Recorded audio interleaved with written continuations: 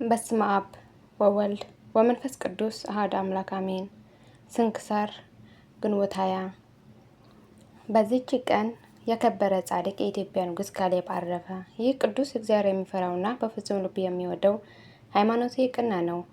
በናግራን ሀገር ያሉ ክርስቲያኖች አይሁድ እንደሚገድላቸው በሰማ ጊዜ እጅግ አዘነ፣ መንፈሳዊ ቅናትም ቀና። ከዚህም በኋላ ተነሳ፣ ወደ ቤተ ክርስቲያን ገብቶ በመሠዊያው ፊት ቆመ። ዓይኖቹም ወደ ሰማይ አቅንቶ እንዲህ ብሎ ጸለየ። ፈጣሪ እግዚአብሔር ሆይ፣ የፍጥረት ሁሉ ጌታ፣ የሚታየውና የማይታየውን የፈጠርከ መላእክትን ሁሉ አእላፈ አላፋት አንተን የሚያመሰግኑ ለአንተም የሚገዙ ዓይኖቻቸውም ብዙ የሆኑ ኪሩቤል፣ ክንፎቻቸው 6 የሆኑ ሱራፌል፣ ድምፅህ ጽኑ፣ ክቡር፣ ልዩ፣ ፍጹም፣ አሸናፊ እግዚአብሔር በቅዱሳን የሚመሰገን እያሉ ያለመቋረጥ የሚያመሰግኑ ብርሃንን እንደ ልብስ የሚጎናጸፉ የክብር ባለቤት ለሆነ ለጌታችን ኢየሱስ ክርስቶስ አባቱ እግዚአብሔር ሆይ፣ የአማልክት አምላክ የጌቶች ጌታ፣ የጠፉ በጎች ይመልሳቸው ዘንድ ልጅህን ይኸውም ቃልህ ነው በፈቃድህ የላከው አንተ ነህ። ተናጋሪ በግ ጌታ ኢየሱስ ክርስቶስ ሆይ፣ ከአብ ከመንፈስ ቅዱስ ጋር ሳትለይ ከሰማይ የወረድና ስለ እኛ ከእመቤታችን ከቅድስት ድንግል ማርያም ሰው የሆነ ከጨለማው ከድንቁርናም አውጥተህ ወደ ብርሃን፣ ወደ ሕይወት፣ ወደ እውቀት የመራህን አሁንም ከሃዲው ወንጀለኛ ፊንሐስን ከቤተ ክርስቲያን ልጆች እንደ በጎች በማረድ እንደ ገደላቸው በእሳትም አቃጥሎ የወገኖቹና የርስትን ልጆች እንዳጠፋቸው እይ። እነሆ አብ ሆይ፣ እኔ አመንሁብህ፣ በአንድ ልጅህም በሕያው ቅዱስ መንፈስም በመሠዊያ ክብርህም ተማጽኛለሁ፣ በሃይማኖትንም ጸንቻለሁ። እነሆ ስለ አምልኮትና ስለ ምእመናንን ወንድሞቼ ስለ ቀናሁ በአንድ ልጅህ መስቀል ጠላቶች ልዋጋቸው እወጣለሁና ከአለኝታዬ እንዳታሳፍረኝ። የማውቅህም አምላካችን ወዴት ነው እንዳይሉ የማያውቁህም አንተን የማያውቅን አምላካችን ወዴት ነው እንዳይሉ ስለ በደሌና ስለ ኃጢአቴ ጸሎቴ የማትሰማ ልመናዬም የንቀህ የምትተወው ከሆነ በዚህ ቦታ ብትገድለኝ ይሻለኛል። አቤቱ መሐሪ፣ ይቅር ባይ፣ ርኅሩህ፣ ርስትህ የሆኑ ምእመናን በካዲያን ጠላቶች እጅ አሳልፈ አትስጥ። እኛ ወገኖች የርስትህ መንጋዎች ስለሆንን ለአንተንም ምስጋና እናቀርባለን። ምስጋና ገንዘብህ ነውና ለዘላለሙ አሜን። ከዚህም በኋላ ንጉሥ ካሌብ ከሀገረ መንግስት ወጥቶ ሄደ። የናግራን ሀገር ያጠፏት አይሁድን ገደላቸው። ብዙ ታምራትም አድርጎ ስለ አደረገለት ሁሉ እግዚአብሔርን እያመሰገነ ወደ ሀገረ መንግስቱ በታላቅ ክብር በታላቅም ደስታ ተመለሰ። ለእግዚአብሔርም ምን ዋጋ እከፍለዋለሁ? ለጌትነቱና ፍጹም ለሆነ ገናነቱ መባ አድርጌ ነፍሴና ስጋዬን ከማቀርብለት በቀር አለን? ከዚህም በኋላ ይህ ዓለም ንቆ መንግስቱንም ትቶ ወጣ። ደጋጎች መነኮሳት ወደሚኖርበት ወደ አባ ጰንጤሌዎን በተራራ ላይ ወደ አለ ገዳም እስከ ደረሰ በእግሩ ሄደ። ወደ ዋሻ ውስጥንም ገብቶ ሰውንም እንዳያየው የዋሻውን በር ዘግቶ በዚያ ውስጥ ኖረ። ከዚያችም ወጥቶ ዳግመኛ ዓለምን እንዳያይ ማለ። ከእርሱ ጋራም ያገባው ዕቃ የለም። ከምንጣፍ ከሸክላ ጸዋ ከለበሳት የምንኩስና ልብስ በቀር ምግቡንም አምባሻና ጨው የሚጠጣውንም ውሃ ነው። የክብር ባለቤት ከሆነ ከእግዚአብሔር ቃል መቃብር መስኮት ላይ ይሰቅልለት ዘንድ የኢየሩሳሌም ኤጲስቆጶስ አባ ዮሐንስ እየለመነው ዋጋውን ብዙ የሆነ የነገሰበትን ዘውድ ላከ። ወደ ዋሻውንም ከገባ በኋላ ከማንም ጋር አልተነጋገረም። እግዚአብሔርም ደስ አሰኝቶ በፍቅር አንድነት አረፈ። ለእግዚአብሔር ምስጋና ይሁን፣ እኛንም በዚህ ጸሎት ጻድቅ ይማረን፣ በረከትን ከእኛ ጋር ትኖር ለዘላለሙ አሜን።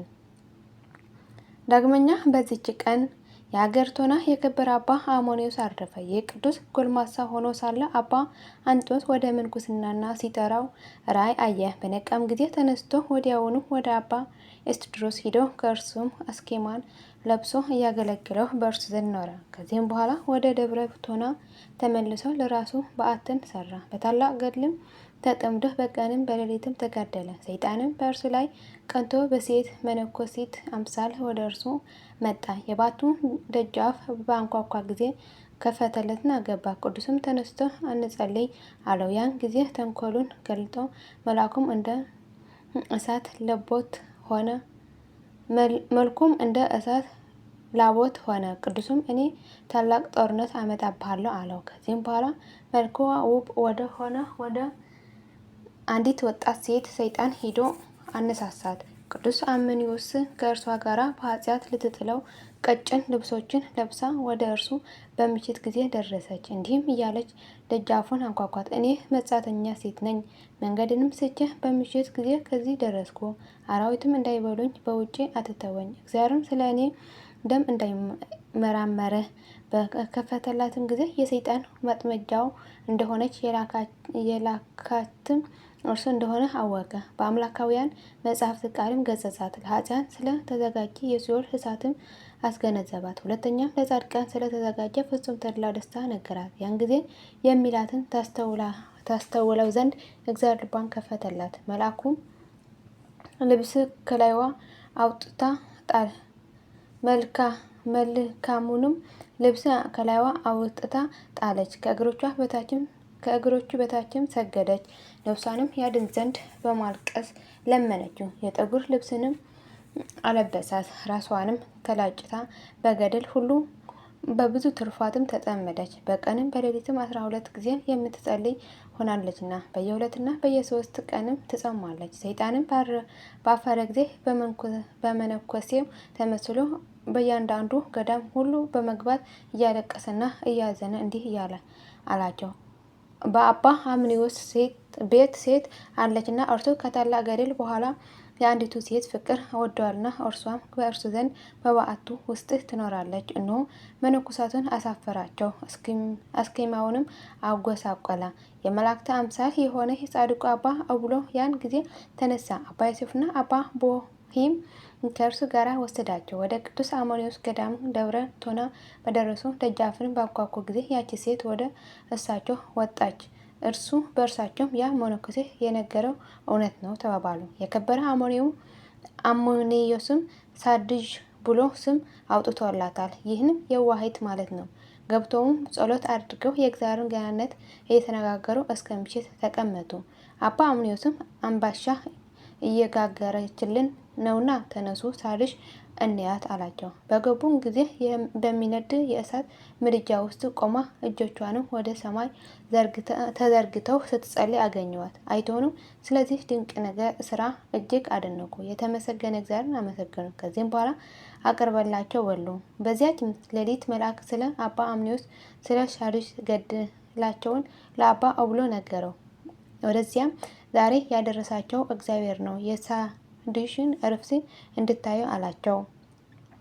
3 ሰዓትም በሆነ ጊዜ የሚያስጨንቅ የሆድ ዝማ ታመመች። በእግዚአብሔር ፊት እንዲት ስግደትን ሰገደችና በዚያው ነፍሷ ሰጠች። መልካም አገናነዝም ገንዘው ቀበሯት። አባ አምኒዮስም ትሩፋቷን ሊነግራቸው ጀመረ። እርሷ በእርሱ ዘንድ 18 ዓመት ስትኖር ከቶ ፊቷ ቀና እንዳላደረገች እርሱንም ደግሞ ፊቷ እንዳላያት ምግባቸውንም አምባሻና ጨው እንደሆነ ከጥቂት ቀን በኋላም አባ አምኒዮስ በሰላም አረፈ። ለእግዚአብሔር ምስጋና ይሁን። እኛንም በቅዱሳኑ ጸሎት ይማረን፣ በረከታቸውን ከኛ ጋር ትኖር ለዘላለሙ አሜን።